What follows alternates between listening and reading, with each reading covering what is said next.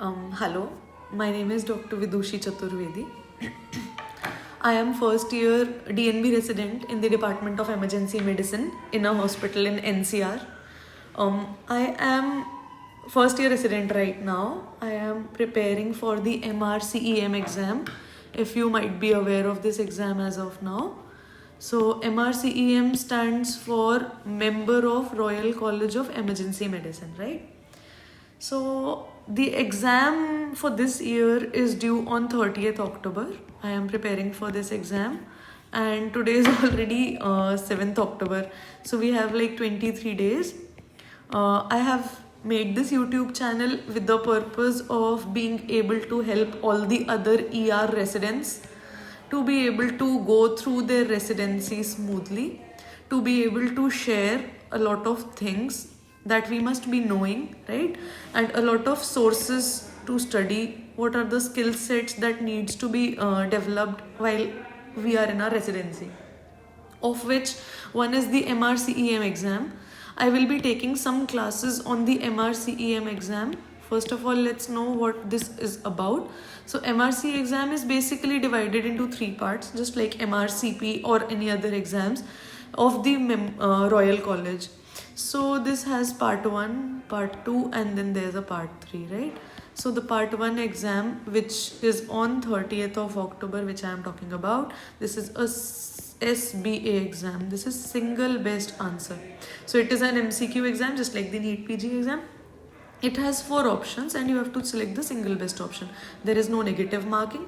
Total number of questions are 180. There are 6 subjects: anatomy, biochemistry, physiology, pharma, micro, patho, and EBM, evidence based medicine. I think biochem is not there. Let's see. So basically these subjects will be there and there are 180 questions that needs to be done. The exam is divided into 2 parts. Most of the sources say this is my first attempt. So I'm I have very limited information about this part. Then there's a part 2 and then there's a part 3. Part 2 also has like 180 questions just like part 1, but the subjects change, and part 3 is our OSCE. OSCE is that oral board type of exam where we have a patient also. So this part 1 exam, which is going to have 180 questions, how do we get to know how to study about it? Most of the people are using a book, Isa Musa, something like this. This is this author who is writing for the MRCEM exam. Also, there are many apps like the MRCEM Success, which few of my seniors have used. What I am doing is FRCEM Tutor.